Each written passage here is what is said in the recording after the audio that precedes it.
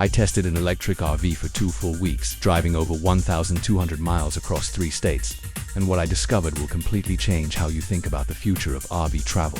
By the end of this video, you'll know exactly whether dropping 6 figures on an electric motorhome is the smartest investment you'll ever make, or the most expensive mistake.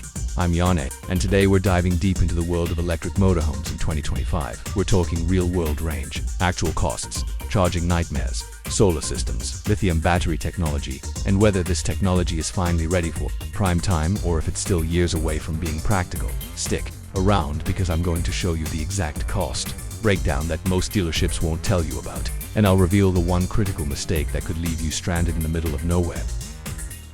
Before we get into my hands-on experience, let's talk about why 2025 is being called the year of the electric RV. The RV industry has been watching Tesla, Rivian, and other EV manufacturers dominate the conversation, and they've finally decided to go all in on electrification. Just 5 years ago, electric motorhomes were basically science fiction. The few prototypes that existed had pathetic range, took forever to charge, and cost more than a small house. But here's what changed. Battery technology has improved dramatically. Charging infrastructure has expanded across North America, and solar panel efficiency has nearly doubled. According to the RV Industry Association, electric and hybrid RV sales are projected to grow by 340% between 2024 and 2027. That's insane growth. But here's the question nobody's answering honestly. Is this growth driven by actual innovation and practicality, or is it just hype and marketing? Major manufacturers like Winnebago, Thor Industries, and newcomers like Lightship and Polydrops are all racing to capture this market. Some are retrofitting existing models with electric drive, while others are building ground-up electric designs with wild features like solar roofs that automatically deploy, regenerative braking systems, and battery packs larger than most homes have. The model I tested for this review is Model Name, which retails for around $185,000. It features a 200 kilowatt-hours battery pack, 350 miles of advertised range, 1,200 watts of solar panels, and all the standard RV amenities you'd expect. Let's start with what you notice immediately. This thing looks futuristic. Unlike traditional motorhomes that basically look like boxes on wheels, electric RVs in 2025 have been designed with aerodynamics as a top priority. Every curve, every angle, every design choice is about reducing drag and maximizing range. The exterior features a smooth, streamlined body with active aerodynamic elements. The side mirrors are actually cameras, which reduces wind resistance by 8%. The front has an active grille that closes at highway speeds to improve efficiency. Even the wheels have aero covers that look straight out of a sci-fi movie. The solar panel array on the roof is absolutely massive. We're talking 1,200 watts of high-efficiency monocrystalline panels that can tilt and angle automatically to track the sun. In optimal conditions, these panels can generate up to 7 kilowatt-hours per day, which is enough to run all your appliances and add about 15 to 20 miles of driving range. Now, that might not sound like much, but over a week of camping, that's potentially an extra 100+ miles without ever plugging in. Interior walkthrough inside. The layout is similar to traditional Class B or Class C motorhomes, but with some key differences. Because there's no engine in the front, the entire front area is usable space. This model has a massive panoramic windshield that makes you feel like you're driving a spaceship. The interior is packed with smart technology. Every system is controlled through a central touchscreen lighting. Climate control, battery management, solar output, water levels, everything. You can even precondition the cabin temperature while it's charging, so you step into a perfectly cool or warm RV without draining the battery while you're driving. The lithium iron phosphate battery system isn't just for driving. It powers everything in the RV, including the air conditioning, induction cooktop refrigerator, water heater, and even a washer-dryer combo. This is a huge advantage over traditional RVs that need to run a generator or be plugged into shore power for these conveniences. The build quality impressed me. The cabinetry is solid, the materials feel premium, and everything is thoughtfully designed to maximize space. There's a full bathroom with a surprisingly spacious shower, a queen-size bed with storage underneath, and a dinette that converts into additional sleeping space. Alright, this is what everyone wants to know. What's the ACTUAL range? Not the EPA estimate, not the manufacturer's best-case scenario, but real-world, loaded dash-up dash with dash gear. Driving in various conditions range. The manufacturer claims 350 miles. That's based on ideal conditions, moderate temperatures, flat terrain, steady 55 miles per hour speeds. But here's what I discovered during my 2-week test. Test 1. Highway driving on my first long drive. I left with a 100% charge and drove primarily on interstate highways at speeds between 65 to 75 miles per hour. The temperature was around 75 degrees Fahrenheit, so no heating or AC needed. I had about 500 pounds of gear loaded. Result: I got 248 miles before the battery dropped to 10%, which is a level where you should really start looking for a charger. That's about 71% of the advertised range. Now, this isn't terrible. It's actually pretty consistent with what you see from electric cars on the highway, but it does mean you need to plan your trips carefully. The biggest factor affecting range is speed. At 75 miles per hour, this big aerodynamic box is pushing through a lot of air. I noticed that for every 5 miles per hour increase in speed above 60, I lost about 30 to 40 miles of total range. Slow down to 55 to 60 miles per hour, and you can get much closer to that 350-mile claim. Test 2. Mountain driving. This is where things got interesting. I drove through the Rocky Mountains, which included some serious elevation changes, steep grades, and winding roads. Going up mountains absolutely destroys your range. On one particular climb from 3,000 feet to 8,500 feet over 40 miles, I used 35% of my battery. That's insane. At that rate, you'd only get about 115 miles of range on mountainous terrain. But here's the cool part: regenerative braking on the way down. As I descended back to lower elevations, the RV recovered about 12% of the battery charge. It's not enough to offset the climb, but it's way better than a traditional RV that just wears down its brakes and wastes all that energy. Test 3. Cold weather. I deliberately drove through some colder areas to test winter performance. When temperatures dropped into the 30s and 40s and I needed to run the heater, range dropped significantly. I was seeing about 220 to 240 miles of maximum range in these conditions. Cold weather affects battery chemistry, and heating the cabin requires significant energy. The good news is that this RV has a heat pump system, which is far more efficient than resistive heating, but it still makes a dent. Test 4. Hot weather with AC in 95 degrees Fahrenheit. Desert heat with the air conditioning running full blast. I saw range drop to around 260 miles. The AC system is surprisingly efficient, but when you're trying to cool a metal box in the desert sun, it's going to use power. The solar advantage here is where the solar panels made a real difference. On days when I was parked or driving slowly through scenic areas, the solar panels were generating power continuously. On one particularly sunny day parked at a campground, the panels generated 6.8 kilowatt hours, which added about 18 miles of range. Over the 2-week test, the solar panels generated approximately 75 kilowatt hours total, adding roughly 200 miles of range without ever plugging in. That's genuinely impressive and something no traditional RV can do. Bottom line on range: expect 220 to 280 miles of real-world range depending on conditions. Plan for 200 miles to be safe, and you'll never be disappointed. This is enough for most weekend trips and regional travel, but cross-country adventures require careful planning. Let's talk about charging, because this is where the rubber meets the road. Literally, having an electric motorhome is only practical if you can charge it conveniently. Charging options. There are essentially 4 ways to charge this RV. Level 2 home charging, 240 volts, using a standard 50 amp RV outlet or a dedicated EV charger at home. This RV charges at about 11 kilowatts. That means a full charge from 10% to 100% takes about 18 hours. This is fine for overnight charging at home, but not practical on the road. Level 3 DC fast charging. This is the game changer. At compatible DC fast chargers, this RV can charge at up to 150 kilowatts, adding about 200 miles of range in 45 to 60 minutes. Not quite as fast as filling up with gas, but manageable. RV park campground charging. Most RV parks have 50 AMP service, which works for level 2 charging. The advantage is you can charge while you're camping overnight anyway.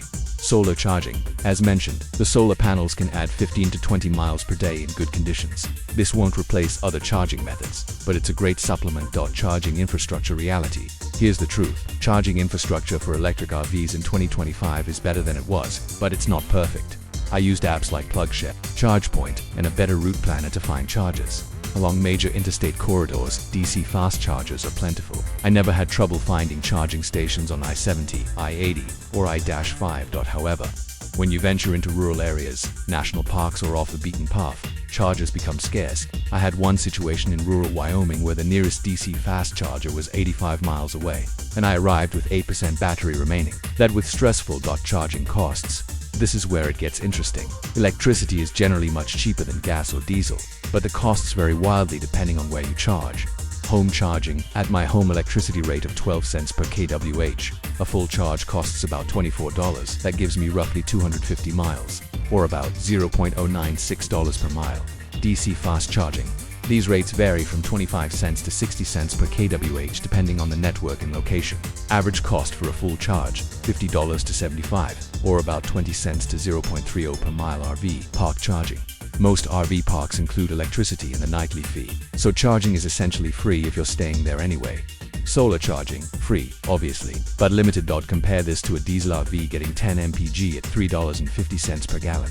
That's 35 cents per mile. So even with fast charging, the electric RV is usually cheaper to operate, and significantly cheaper if you can charge at home or at campgrounds. Charging time breakdown. Let me show you exactly what charging looks like in practice. Like all EV, these RVs charge fastest from 10% to 80%. From 10% to 80% on a 150 kilowatts DC fast charger takes about 50 minutes and adds roughly 175 miles of range. That last 20% from 80% to 100% takes another 30 to 40 minutes because the charging speed slows down to protect the battery. My strategy became charge to 80% at fast chargers, then top off with solar or overnight charging at campgrounds. This minimized my time at charging stations. The reservation problem. Here's something frustrating. Many DC fast chargers are in parking spots that are too short for a 24-foot motorhome. I encountered several situations where I physically couldn't fit into the charging space or had to block multiple spots. Some charging networks like Tesla superchargers don't allow non-Tesla vehicles at all. The RV industry and charging networks need to work together to create RV-specific charging stations with pull-through spots and longer parking spaces. Some newer stations are starting to do this, but it's not widespread yet. Let's geek out on the battery system for a minute, because this is really the heart of the entire RV. This motorhome uses a 200 kilowatt-hours lithium iron phosphate LiFePO for battery pack. Why LiFePO4 instead of the lithium-ion batteries in most EV? Several reasons. 1. Safety. LiFePO4 batteries are extremely stable and resistant to thermal runaway. They don't catch fire, which is crucial when you're carrying your home around. 2. Longevity. These batteries are rated for 3,000 to 5,000 charge cycles before degrading to 80% capacity. That's potentially 10 to 15 years of regular use. 3. Temperature tolerance. They perform better in extreme temperatures than standard lithium-ion batteries. For cost, they're becoming cheaper to manufacture, making electric RVs more affordable. The battery management system is sophisticated. It monitors temperature, voltage, and current for every cell in the pack. It balances the cells to ensure even charging and discharging, and it has multiple layers of protection against overcharging, and short circuits. Battery warranty.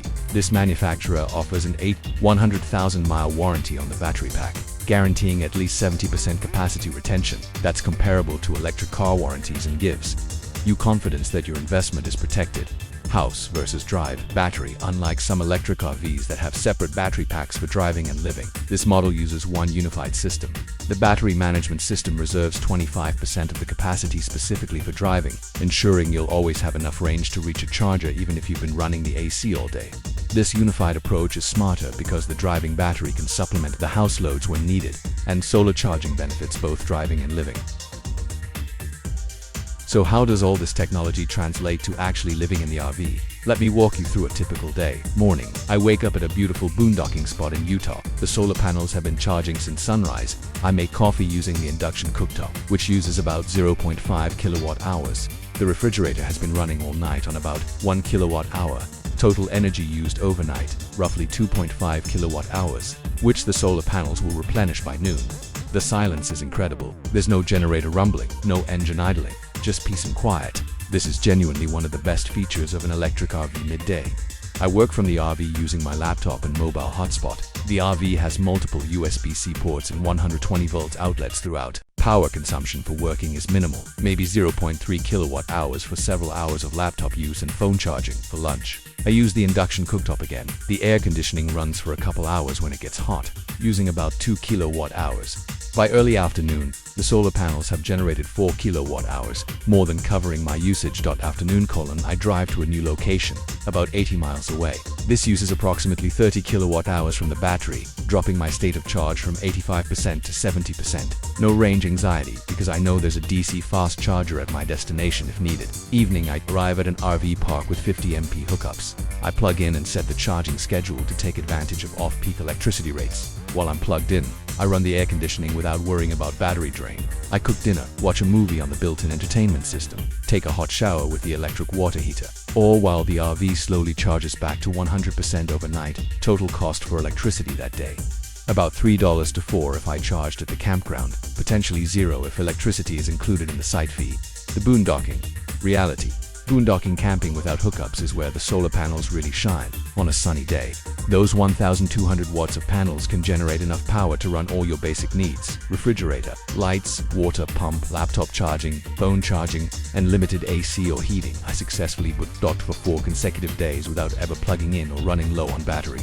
The key is being mindful of hydro appliances. Running the air conditioning all day or cooking extensively on the induction cooktop will drain the battery faster than solar can replenish it. Climate control efficiency. The heat pump system deserves special mention.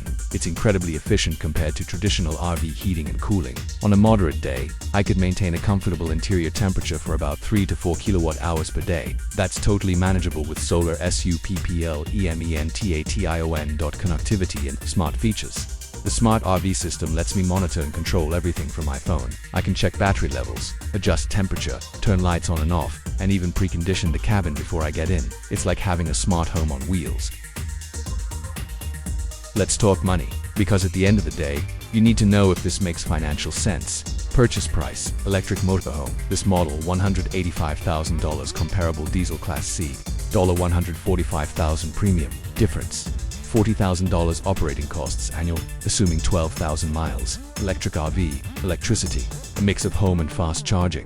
$1,800 insurance, $2,400 maintenance, $800 much lower than diesel registration, $650 total, $5,650 UD. RV fuel 10 mpg at $3.50 gallon, $4,200 insurance, $2,200 maintenance, $2,500 oil changes, filters, exhaust, etc. Registration, $600 total, $9,500 year annual savings, $3,850 at this rate. You'd break even on the $40,000 premium in about 10.4 years. Not the fastest payback, but remember, fuel and electricity prices fluctuate. If diesel increases, the payback accelerates. The battery warranty protects you for 8 years. Electric motors require far less maintenance, no oil, no transmission service, no exhaust system. Resale value is still uncertain, but early indicators suggest strong demand for used electric RVs. Incentives.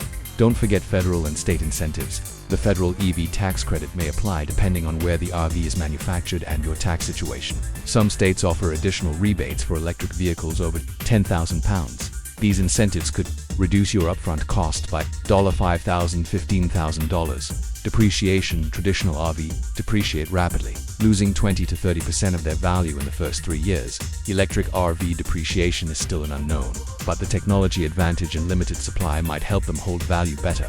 The intangible value. There are also benefits you can't easily quantify. The silence, the environmental impact, the ability to boondock indefinitely with solar, the cool factor of driving something futuristic. For some buyers, these are worth the premium price alone. After 2 weeks and over 1,200 miles, here's my honest assessment. The pros. 1. Operating costs significantly cheaper to run than diesel. Electricity is cheaper than fuel and maintenance costs are minimal. 2. Solar independence. The ability to generate your own power is genuinely game-changing for boot. I love not worrying about finding gas stations or generators. 3.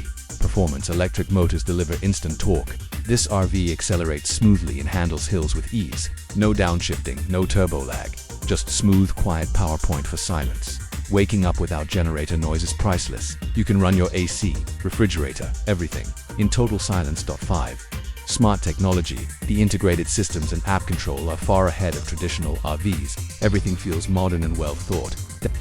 6. Environmental impact. If you care about reducing emissions, this is a huge step in the right direction. 7. Home charging. The convenience of leaving home with a full charge every morning can't be overstated. The cons. 1. Upfront cost. $185,000 is a lot of money. $40,000 more than a comparable diesel RV. 2. Range limitations. 220 to 280 miles. Real-world range requires more planning than simply filling up at any gas station. Long road trips need careful route planning. 3. Charging time. Even with fast charging, you're looking at 45 to 60 minutes versus 10 minutes to fuel up. This adds time to travel days. 4. Infrastructure gaps. Rural areas, national parks, and remote locations often lack charging infrastructure. This limits spontaneous travel. 5. cold weather performance. Significant range reduction in winter climates may make this impractical for year-round northern use. 6. Charging space issues. Many fast chargers don't accommodate our bi-length vehicles well. 7. Technology risk. You're betting on relatively new technology. Long-term reliability is still unproven compared to traditional RVs with decades of refinement. 8. Resale uncertainty. We don't know yet how these will hold value or how battery degradation will affect resale prices. So here's my final verdict. Electric motorhomes in 2025 are not overhyped, but they're also not ready for everyone. The technology works. It works well. The driving experience is superior to diesel in almost every way. The operating costs are lower. The solar independence is fantastic. The silence and environmental benefits are real, but the limitations are also real. Range requires planning. Infrastructure has gaps. The upfront cost is high. Cold weather performance needs improvement. If you fit the ideal buyer profile I outlined, this could be one of the best RV purchases you make. You'll be on the cutting edge of a technology that will only get better, and you'll enjoy lower operating costs for years to come. If you don't fit that profile, waiting another 2 to 3 years is perfectly reasonable. Battery technology will improve, charging infrastructure will expand, prices will come down, and more models will hit the market, giving you better options. For me personally, I was genuinely impressed. This 2-week test changed my perspective on electric RVs. I went in skeptical and came out convinced that electric is the future of recreational vehicles. The question isn't if electric RVs will dominate, but when. Would I buy one today? If I were primarily a weekend warrior doing trips within 200 miles of home? Absolutely. If I were planning to drive to Alaska or spend months touring remote areas? No, I'd wait for better range and infrastructure. The sweet spot right now is for people who want a modern, efficient, comfortable RV for regional travel and who have the budget to pay the premium for cutting-edge technology. I hope this in-depth real-world review helped you understand what electric motorhomes are actually like in 2025. I didn't hold back on the pros or the cons because I wanted to give you an honest assessment based on extensive testing, not just manufacturer claims. If you're seriously considering an electric RV, my biggest advice is to rent one first if possible. Several companies now offer electric RV rentals to spend a long weekend with one. Do a real trip with charging stops. See how it fits your travel style before dropping 6 figures. A few questions for you. Would you consider an electric motorhome for your next RV? What's your biggest concern about making the switch? Let me know in the comments below. I read every single one, and I'd love to hear your perspective. If this video helped you make a more informed decision, please hit that like button.